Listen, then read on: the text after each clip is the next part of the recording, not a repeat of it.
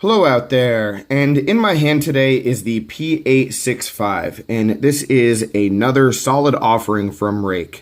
And guys, Ruike, in my experience so far, has just been on point with a lot of the knives that they're putting out, a lot of different variety, and everything that I've reviewed from them has just been very good.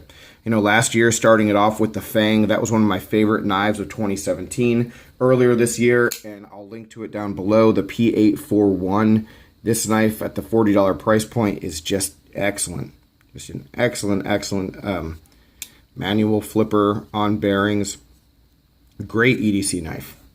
And so anytime I get the opportunity to pick up a Ruike or get one in my hands, you know, I want to do it. And this knife is another good one. I do have some questions about it and one reservation that we'll get to in a bit. But overall, I mean, this knife is well put together. It's aesthetically pleasing, and yeah, it's just a nice and different kind of design. My real question, though, I'll just get into it right now. My real question is, who is this knife going to be for?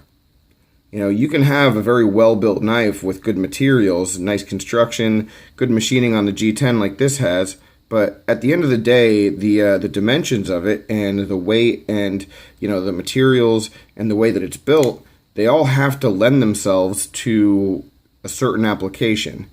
And this knife for me, just there's some questions when it comes to that. Like, is this going to be a tactical knife? Is this a long, large gentleman's EDC? Is this just a regular EDC because it has the Wharncliffe blade to you know, to get some work done and actually be a decent user? I don't know. You know, it seems to be, at least to me, a jack of all trades and maybe a king of none. And that might not be a bad thing, depending on how you look at it. And just sort of skipping ahead to the price point aspect, at $36, I think that maybe this is a good knife to pick up for a jack of all trades kind of knife. You know, you don't necessarily need it to be perfect at anything. It can do a number of things pretty well. And so let's just get into it. Let's get into the specs and why I think that way. So taking a look at the blade length, you know, this is not a short knife. You know, 3.5 inches straight, you know, of cutting edge. 14C28N, which is a steel that I'm always very happy with. Always like the Sandvik steel. And yeah, they do a good job with it with Ruike. I've had zero issues. So taking a look at the blade, it is a flat grind and it is bead blasted. So not really my favorite finish when it comes to, you know, the bead blast, but I do think the 14C28N will hold up a little bit better with rusting versus some of the other, you know, knife steels that get bead blasted. For example, you know, I actually have one right here, the Kershaw Leak in 14C28N. Never really had any big issues with that getting rust spots, but a lot of other steels with bead blasts do. So while we have that out here, let's just do a quick size comparison. You can see that 3.5 inch blade length is just going to sort of dwarf a lot of other stuff that's out there. Here's that first Ruike. You can take a look at the variety of just the line. Just very cool. Very cool that they are doing a bunch of different stuff. Here is the Benchmade bug out. Sort of a modified one, but still a bug out. What else do we have here? The Kershaw Natrix. But the best, in terms of size, the best comparison that I can do is the Benchmade 943 or 940, depending on which one you own. Maybe the 940 because it's a reverse tanto, and that would sort of, you know, fit in with the blade shape a little bit better than this 943. But regardless, what we have is, you know, just a long and slim and streamlined kind of knife. And the Ruike here is extremely lightweight as well. 2.47 ounces. Just taking a look at the Benchmade, 2.8. So yeah, if you're comparing it to your 940 or your 943,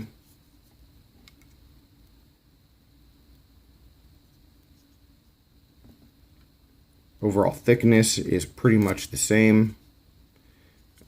A little bit more handle when it comes to ergonomics in the Ruike here. So not as much contouring and shape, but just more room. All right, and yeah, getting back into the rest of the parameters of the knife, as we move on back, you can see that there isn't any jimping right here, so it is very smooth, and that will lead us into ergonomics. Ergonomically, the knife is actually very comfortable.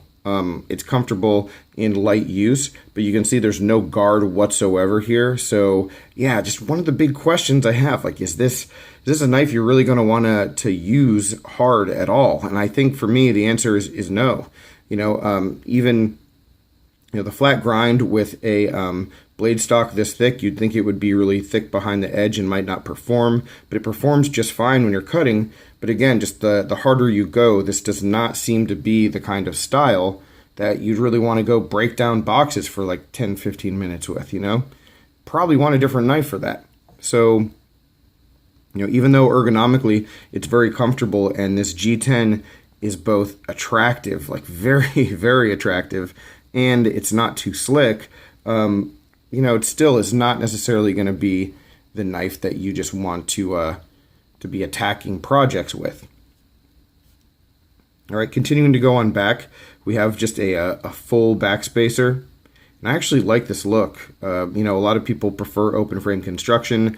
I would say I usually do as well. But yeah, it just is a good look for this specific knife to have that. And it's not flush. It's not really meant to be flush. Let's see if we can get this focused a little better. Yeah, it's not really meant to be flush. There are some gaps, but it's machined well. So, I mean, that's fine. It's machined well, but it's just meant to have that like space there. Dirt does get caught in there a little bit. I have had to clean that out. Not really a big deal.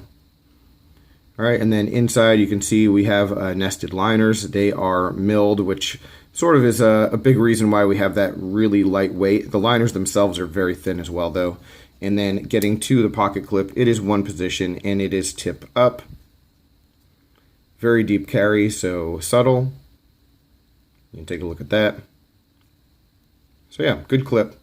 Zero issues with that whatsoever. The action on this knife, it is only one side, in that it's not really reversible. Right side thumb stud. The action on it is wonderful. It's really good. I just love thumb studs. I think with all the flippers that we see nowadays, any knife with thumb studs that has good action, I really want to check out. The thumb stud for actuation is very comfortable. And yeah, it's on bronze washers, and it's pretty darn smooth. Is it dropping shut? Let's see. Not quite, but pretty close. Yeah, and then flicks really well. And I think lefty, I've been able to see that. So yeah, I can like spider flick it, sort of, if I don't screw it up like that.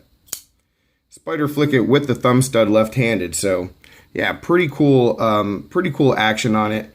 Makes it really nice to work with and fun to just fidget with, even if you're not going to be like using it. And a lot of knives, the flippers, the manual flippers, that free drop and all that stuff, those are probably the most fun to just play with, but this is a good one too.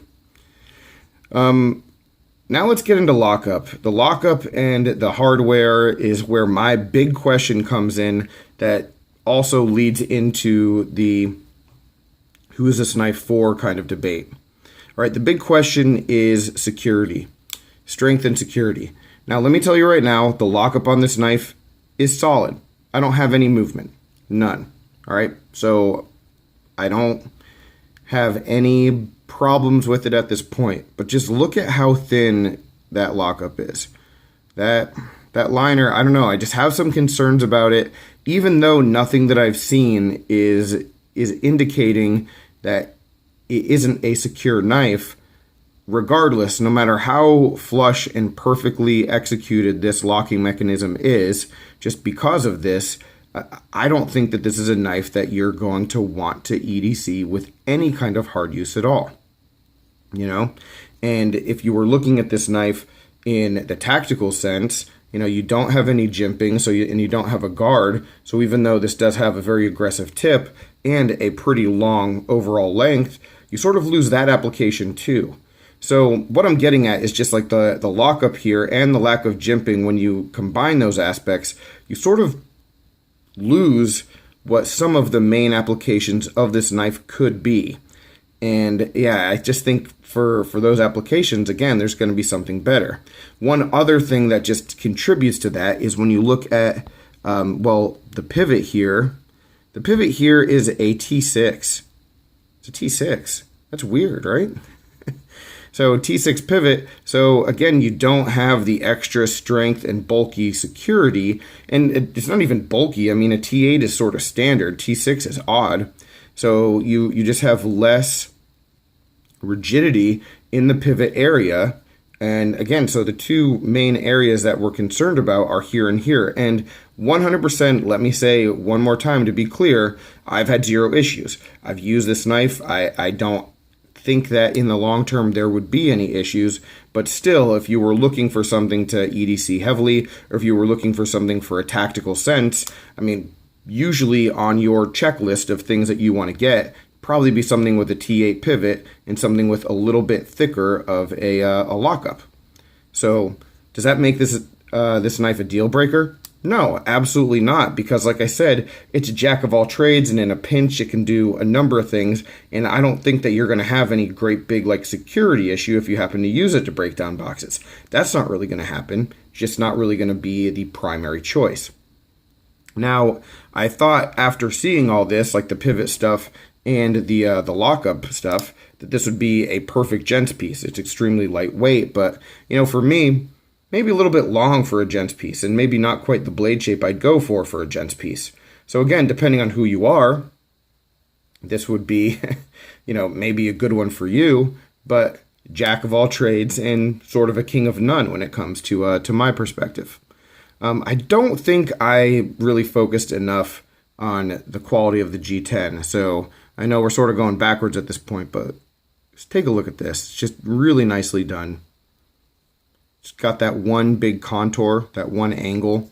Gives it, to me, sort of like an Asian kind of feel, and I like it. I just like the overall design and the aesthetics of the knife. Extremely sleek. But yeah, it just doesn't necessarily just hit home with me in a way that, oh, this is exactly how I would use this knife, and I have a distinct purpose for picking it up.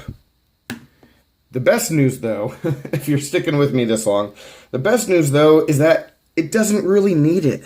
At 35 bucks, guys, 35 bucks, you can find a spot for this knife. You know, you can use it for a number of different things in a pinch.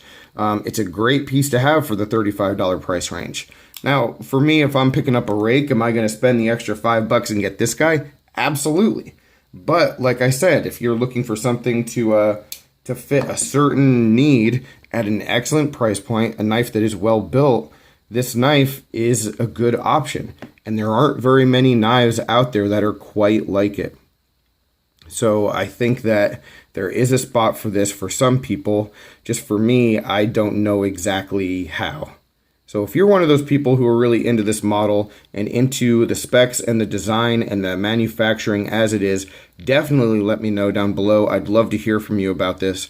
But any other questions, comments, complaints, suggestions, you know where to reach me. I will get back to you. All right, guys, I'll talk to you again soon. I appreciate you watching. Have a good one.